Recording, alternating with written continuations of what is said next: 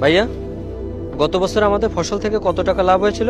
এই 2 থেকে 3 লাখের মতো। আর আমাকে কত টাকা দিয়েছিলে? তোকে প্রায় 50-60 হাজারের মতো দিয়েছি। তাহলে বাকি টাকা? বাকি টাকা আবার নতুন ফসল লাগানোর কাজে লাগিয়েছি। আর তারপরে সংসারে যা খরচ। ও, আমাকে 50-60 হাজার টাকায় বুঝিয়ে দাও, আর বাকি টাকা তুমি নিজেই রেখে দাও। ভাই, তুই হঠাৎ এমন কথা বলছিস কেন? তুই ঠিক আছিস তো?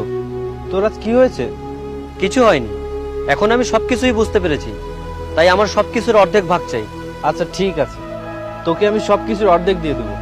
তুই আগে মন দিয়ে পড়ালেখা কর, বড় হ, দায়িত্ব নিতে শেখ।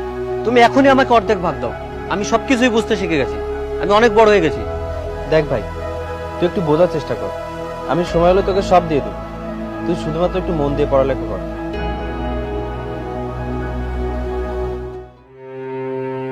আচ্ছা, ওর হঠাৎ এমন কি হলো যে সম্পত্তির অর্ধেক ভাগ চাইছে?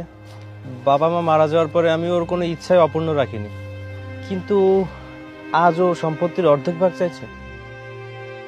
আমি নিজেও চাই ওকে সবকিছুর দায়িত্ব দিতে, কিন্তু ও তো এখন অনেক ছোট। আমি নিজে তো পড়াশোনা করতে পারিনি, তাই ওকে নিয়ে আমার অনেক স্বপ্ন, যাতে পড়ালেখা করে একটা ভালো সরকারি চাকরি পায়, মানুষের মতো মানুষ হয়। ভাই তুই চিন্তা করিস না, একদিন সব ও ঠিকই বুঝতে পারবে। তাই যেন হয়।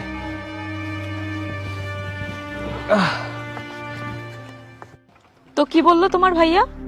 ভাইয়া বলেছে যে আমি এখন অনেক ছোট, যখন বড় হবো তখন সব দায়িত্ব বুঝিয়ে দেবে। তুমি আগে তোমার ভাগ চাও, দায়িত্ব নিতে তুমি পরেও শিখে যাবে। তুমি এত কেন চিন্তা করছো পল্লবী? আমার ভাই কোনো ধোঁকাবাজ লোক নয়, সময় হলে সে সবকিছুই আমাকে বুঝিয়ে দেবে। এরপর যখন আমরা বিয়ে করব তখনও কি তুমি তোমার ভাইয়ার কাছ থেকে টাকা চেয়ে নিবে? যখন আমার টাকা দরকার হবে তখনও কি আমি তোমার ভাইয়ার কাছ থেকেই টাকা চেয়ে নিব? এভাবেই কি আমাদের জীবন চলবে? তুমি ঠিকই বলেছো। আচ্ছা, আমরা বিয়ে করছি কবে? বিয়ে তো আমি তোমাকেই করব, কিন্তু আগে সম্পত্তিটা নিজের নামে করে নাও, আর আমি যেভাবে বলি সেভাবেই করো। আচ্ছা শোনো, এবার আমরা দুজন একসাথে গিয়ে ভাইয়ের সাথে কথা বলবো, চলো। চলো।